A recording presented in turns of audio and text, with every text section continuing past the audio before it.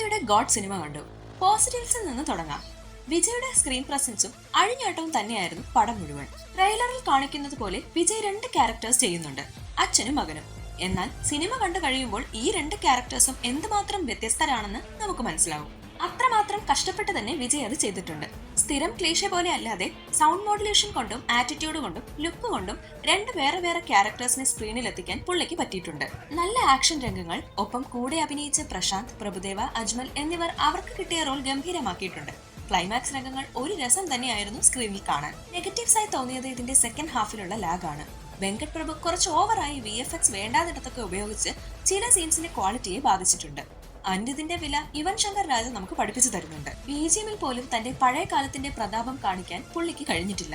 എങ്കിലും തരക്കേടില്ലാത്ത ഒരു കഥയും മടുപ്പിക്കാത്ത ഒരു സ്ക്രീൻ പ്ലേയും ഒപ്പം വിജയ് എന്ന താരത്തിന്റെ തകർപ്പൻ പ്രകടനവും കൊണ്ട് ഗോഡ് ഒരു തിയേറ്റർ വാച്ച് തന്നെയാണ്.